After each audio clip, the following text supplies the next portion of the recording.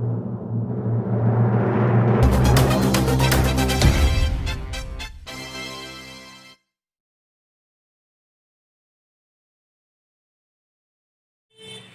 To the Knowledge Care. दोस्तों, the Knowledge Care में आप सभी का हार्दिक स्वागत है।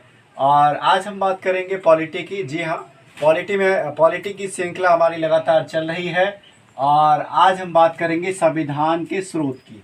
जी हाँ, इंडियन कॉन्स्टिट्यूशन के जितने भी सोर्सेस हैं, आप जानते हैं कि भारत के संविधान में लगभग 60 देशों के संविधान का अवलोकन किया गया और उसमें जो महत्वपूर्ण प्रावधान लिए गए, बहुत सारे देशों से लिए गए, उनके बारे में हम आज बात करेंगे।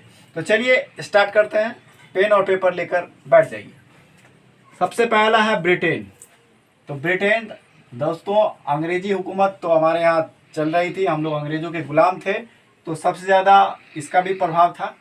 और संविधान पर सबसे गहरा प्रभाव अगर कहा जाए तो वह 1935 के भारत शासन अधिनियम का था।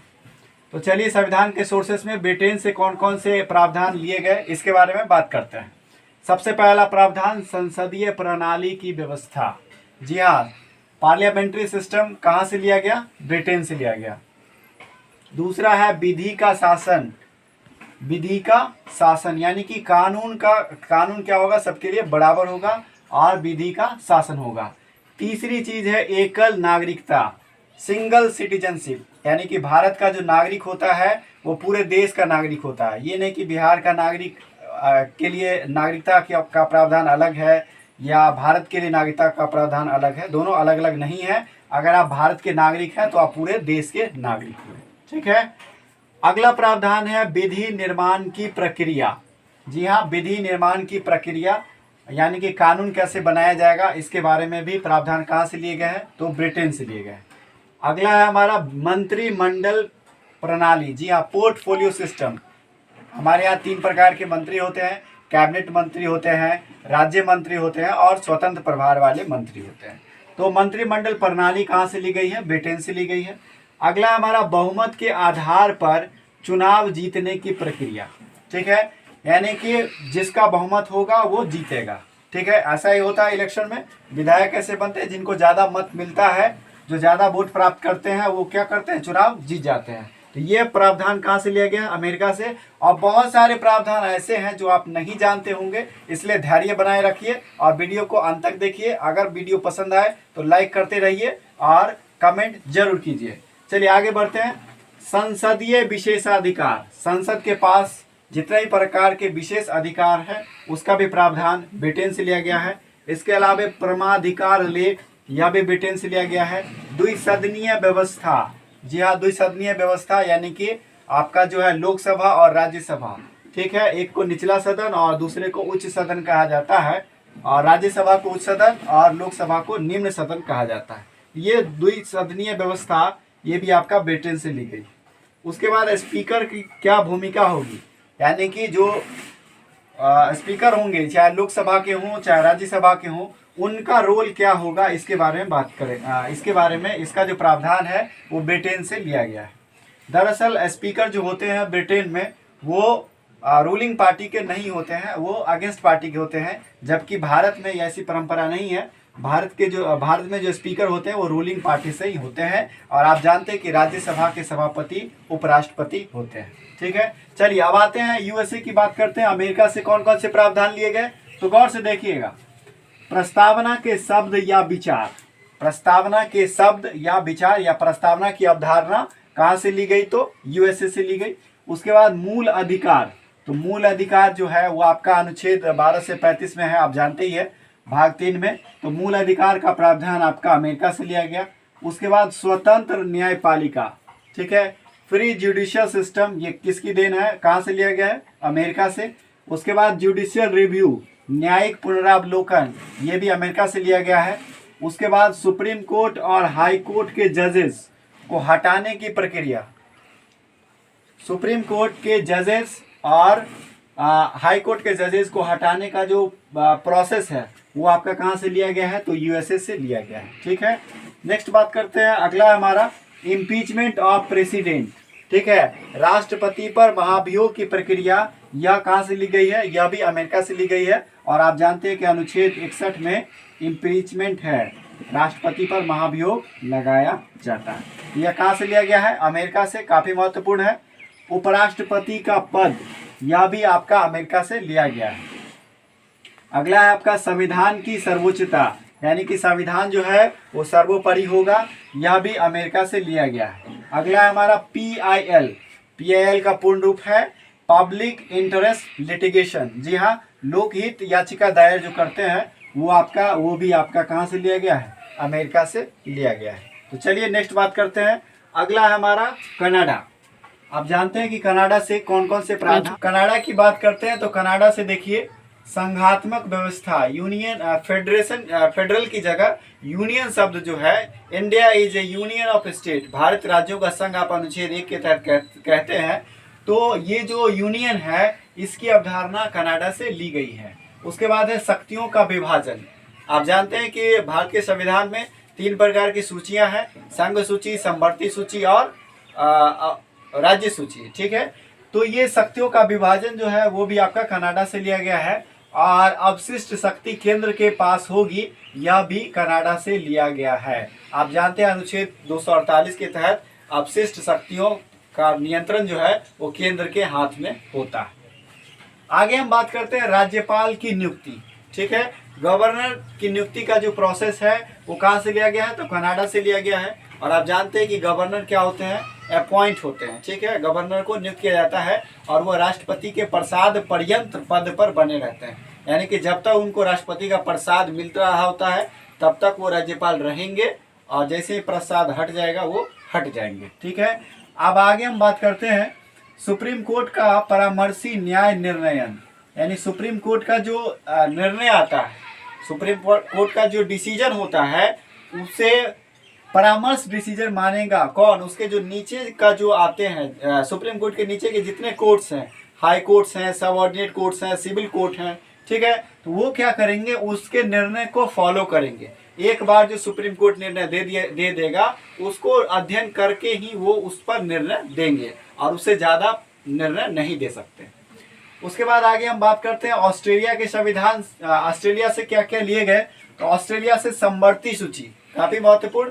समवर्ती सूची में अभी कितने विषय हैं? तो समवर्ती सूची में अभी आपका 66 विषय हैं। मूल में इसमें 61 विषय थे, अब इसमें समवर्ती सूची में अभी आपका 52 विषय हैं। कितने हैं? 52। मूल में 47 था और 52 हो गया। राज्य सूची में 66 थे, 51 हो गया, 61 हो गया। और इसमें आपका संघ सूची में आपका 97 था, अभी वर्तमान में 100 है। ठीक है, तो 66 से 61 हो गया राज्य सूची में, और 47 से 52, यानी कि समवर्ती सूची में अभी 52 विषय हैं। अब आइए संयुक्त बैठक, ज्वाइंट सिटिंग। आप जानते हैं अनुच्छेद 108 के तहत लोकसभा और राज्यसभा किसी विधेयक पर अगर मतभेद हो जाती है तो ज्वाइंट सिटिंग बुलाया जा सकता है। राष्ट्रपति के द्वारा बुलाया जाता है और इसकी अध्यक्षता स्पीकर के द्वारा की जाती है। तो संयुक्त बैठक जो है वो आपका ऑस्ट्रेलिया से लिया गया है। उसके बाद हम बात करते हैं व्यापार वाणिज्य की स्वतंत्रता। ठीक है, व्यापार वाणिज्य की स्वतंत्रता भी आपका ऑस्ट्रेलिया से ही लिया गया है। चलिए अब आगे देखते हैं आयरलैंड।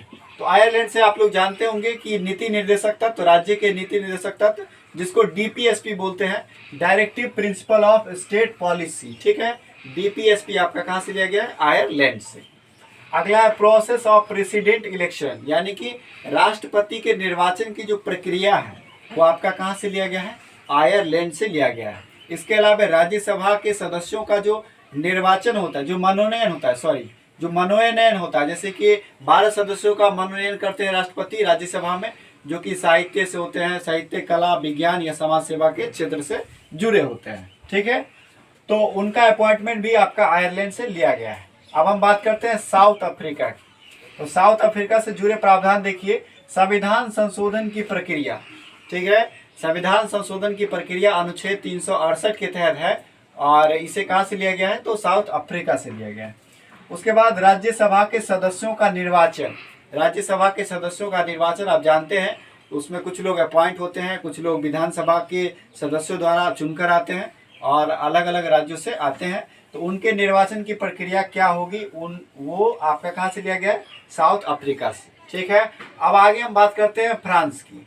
तो फ्रांस से कौन कौन से प्रावधान लिए गए, तो फ्रांस से आपका गणतंत्रात्मक व्यवस्था, कौन सी व्यवस्था है, गणतंत्रात्मक व्यवस्था है। उसके अलावा स्वतंत्रता, समानता और बंधुत्व की जो अवधारणा है, स्वतंत्रता, समानता और बंधुत्व की अवधारणा, ये भी आपका फ्रांस से लिया गया है। ठीक है, चलिए अब आगे देखते हैं जर्मनी की। तो जर्मनी से एक फेमस लिया गया आपात उपबंध, यानी कि जब देश में आपातकाल की स्थिति होगी, आप जानते हैं कि 3 प्रकार के आपातकाल लगते हैं। एक होता है राष्ट्रीय आपात, एक होता है राष्ट्रपति शासन, और एक होता है आपका वित्तीय आपात। वित्तीय आपात अभी तक एक बार भी देश में नहीं लगा है, अच्छी बात है। और 352 के तहत है आपका नेशनल इमरजेंसी, 356 है आपका राष्ट्रपति शासन, प्रेसिडेंट रूल, और 360 के तहत है फाइनेंशियल इमरजेंसी। ठीक है, तो ये आपका आपात की स्थिति में राष्ट्रपति के हाथ में या सांसद के हाथ में क्या पावर होंगे, उसका प्रावधान जर्मनी से लिया गया है। अब आगे देखते हैं रशिया से कौन कौन से प्रावधान लिए गए हैं।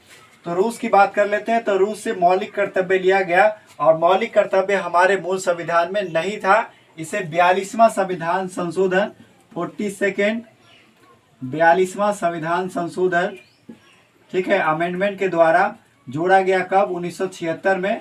और इसका जो रिकमेंडेशन है सरदार स्वर्ण सिंह जी ने किया था।